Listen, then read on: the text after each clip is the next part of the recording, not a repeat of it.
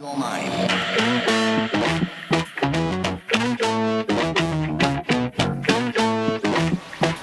One, two, three. 안녕하세요. 오토캐스트 이다정 기자입니다. 저는 오늘 포르쉐가 탄생 70주년을 맞이해서 행사를 여는 곳에 왔는데요. 포르쉐의 70살 생일 파티라고 보시면 되겠네요.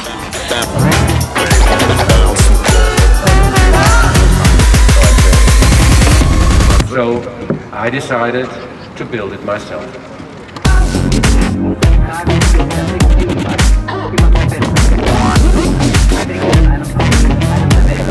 And then finally, the dream becoming reality.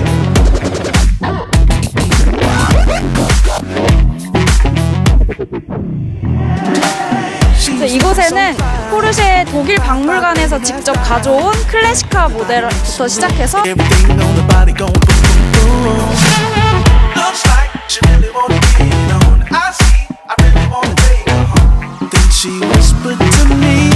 신형 카이엔 등 여러 가지 모델을 전시하고 있고, 또 가족 단위로 여러 가지 체험 행사를 즐길 수 있는 부스들도 마련해서 행사를 진행한다고 하네요. 아까 전에 잠시 물어보니까 이번 행사가 약간 포르쉐 테마파크 같은 느낌? 그래서 포르쉐 랜드로 꾸며져서 이 행사를 진행한다고 합니다.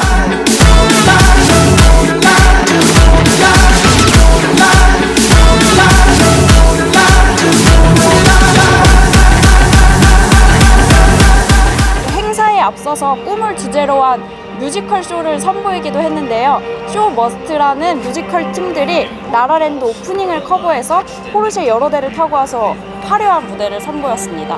네, 포르쉐가 행사장 오른쪽에는 헤리티지 존을 마련해서 포르쉐 역사에 있어서 중요한 모델 여러 대를 전시해서 포르쉐 역사를 소개하고 있습니다. 가장 먼저 보이는 게 550 스파이더인데 이 차는 356 넘버 로드스터라고 포르쉐의 첫 번째 스포츠카에서 영감을 얻어서 레이스에 출전한 차량으로 만든 차량입니다. 그래서 다수의 레이싱 출전에서 그 기량을 인정받았고, 또 제임스 딘의 에마로도 유명한 차이기도 합니다.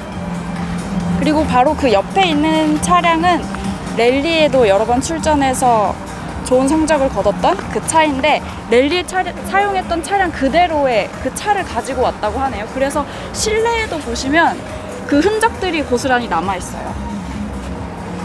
네, 이번 행사에서는 특히 신형 3세대 카이엔이 국내 최초로 공개됐는데요.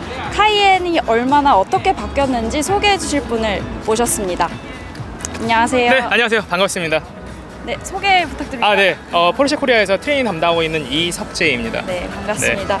네. 둘러보니까 아까 전에 잠깐 설명을 들었지만 되게 많은 부분이 바뀌었더라고요. 네. 그래서 일단 외관을 봤을 때 가장 특징적으로 무엇이 바뀌었는지 설명해 주시겠습니까? 네, 좋은 질문이세요. 사실은 새로운 포르쉐가 나올 때 또한 많은 분들이 궁금해하시는 부분 중에 하나가 어디가 바뀌었냐, 또는 정말 많이 바뀌었다, 두 가지가 다 있는데요.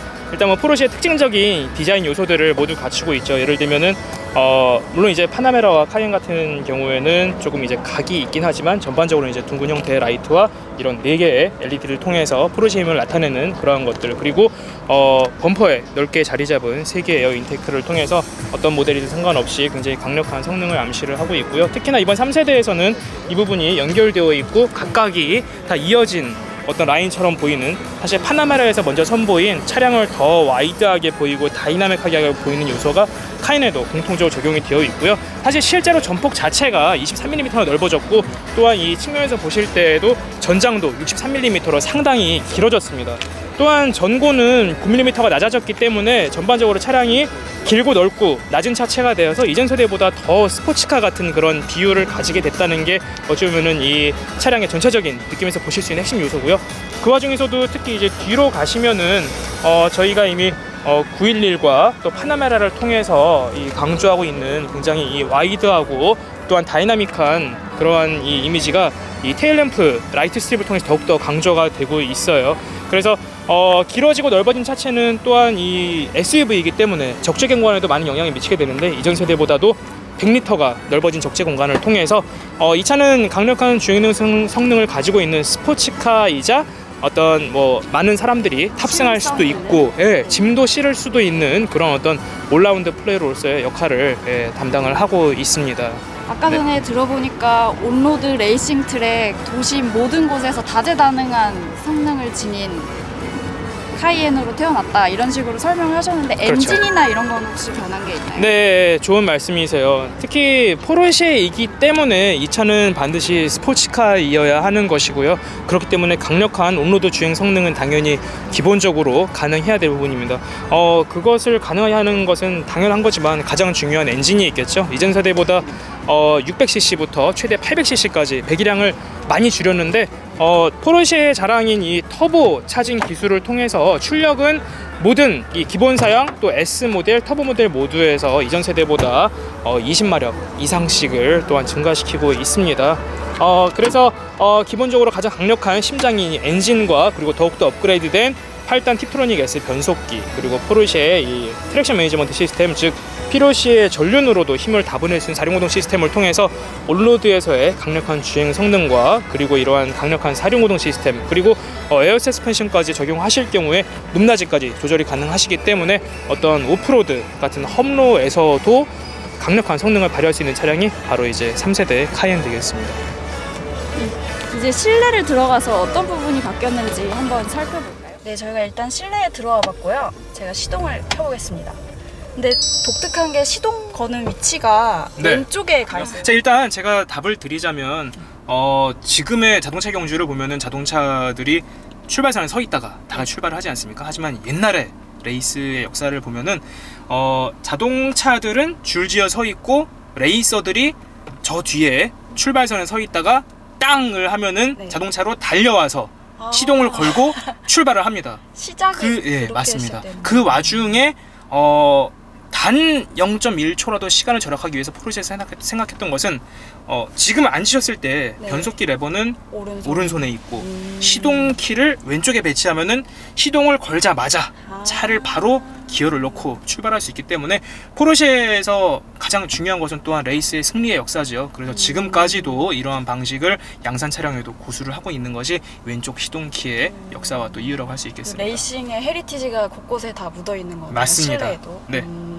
이번 실내를 보니까 좀 더 첨단의 느낌이 나고 좀 많이 변한 것 같은데 실내도 몇 가지 소개해 주시겠어요? 실내 자랑거리라면은 일단 뭐 가장 큰 변화, 이전 세대에 비해서 큰 변화점은 보시다시피 굉장히 많은 그 어떤 우리 흔히 얘기하는 디지털 요소를 담고 있어요. 굉장히 12.3인치의 FHD 해상도를 가지고 있는 대형 스크린을 탑재를 하고 있고, 또한 사실 포르쉐의 특징 중에 하나는 원래 이 센터 콘솔에 예전에는 저희 그 흔히 이야기하는 원 버튼 원 펑션이라고 많은 버튼들이 배치가 되어 있었는데, 물론 이 각각의 버튼이 각각의 기능을 담당하는 것도 직관적이고 좋은 점이 정말 많은데요. 하지만 카이엔 같은 차량은 또한 파나메라에도 이 비슷한 레이어 적용이 되어 있는데요.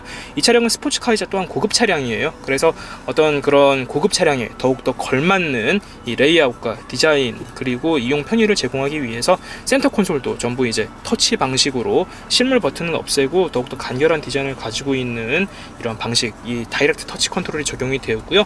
모니터 같은 경우에도 이전보다 더욱더 대형이 되어서 다양한 정보들을 쉽게 알아보실 수 있고, 이러한 메뉴들은 위젯을 이 운전자께서 원하시는 대로 순서라든지 메뉴의 뭐 개수 등도 조절하실 수가 있는 훌륭한 이 포르쉐의 어드밴스드 콕핏이 적용이 되어 있습니다. 계기판에서도 보실 때 가운데에 엔진 회전계를 나타내는 타코미터만 아날로그를 고수하고 있죠. 물론 이제 이 타코미터를 센터에 유지하는 것 자체가 스포츠카들 생각해 보시면은 속도도 중요하지만 현재 엔진이 얼마나 빨리 돌고 있는지를 또한 아는 것이 변속 타이밍을 결정하는 데서 중요하기 때문에 아날로그 방식을 고수하고 있지만, 좌우에 위치한 계기판은 7인치의 고해상도 모니터를 통해서 운전자가 원하는 정보를 띄워서 볼 수 있는 것이 또한 디자인적인 장점이자 기능적인 장점입니다. 그리고 이런 데도 보니까 버튼들이 굉장히 많아요. 맞습니다. 그래서 요거에 대해서도 간단하게 소개해 쉽게 설명드리자면은 우측에 있는 이 다이얼은 이제 우측에 있는 화면에 메뉴를 변경하셔서 필요에 따라서 정보를 많이 보기를 원하시거나, 또는 뭐 지도를 보시거나, 또는 옵션에 따라서 물론 사륜구동은 기본입니다. 그래서 현재 이제 구동력 배분이라든지 타이어의 공기 압력도 보실 수가 있고요. 보시는 것이 이제 구동력의 배분 상황. 그리고 이 차량은 다시 한번 강조드리면 또한 스포츠카이기도 해요. 그래서 어떤 서킷 같은 곳에서 차량이 전후 좌우로 쏠릴 때 어느 방향으로 얼만큼의 이 G가 걸리는지, 중력각도가 걸리는지를 볼 수 있는 메뉴도 포함되어 있고요. 스포츠 크로노 기능이 있기 때문에 랩 타임을 체크할 수도 있는 기능.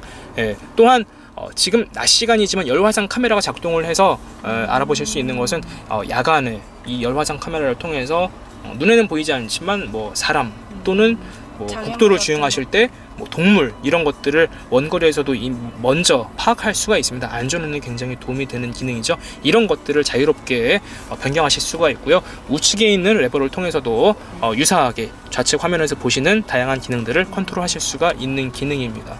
또한 스티어링 휠이 보시는 이 다이얼 같은 경우에는 스포츠 크로노 패키지와 함께 제공이 되는 이제 모드 스위치예요. 그래서 지금은 이제 주행 모드가 기본으로 설정이 되어 있는데 뭐 스포츠, 스포츠 플러스 그리고 개별 세팅이 가능한 인디비주얼 모드까지 주행 중에 스티어링에 손을 떼지 않고 바로 주행 모드를 변경할 수 있기 때문에 안전하면서도 더욱더 차량의 고성능 또는 원하는 세팅을 언제든지 즐기실 수 있는 구조로 되어 있습니다.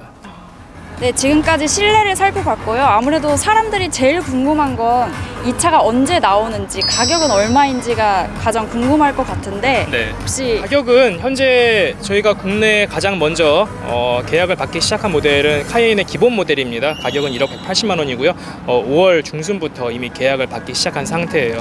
실제 고객 인도 시점은 저희가 인증 상황에 따라서 유동적일 수도 있겠지만 저희의 목표는 이제 11월에는 Only your body and your mind.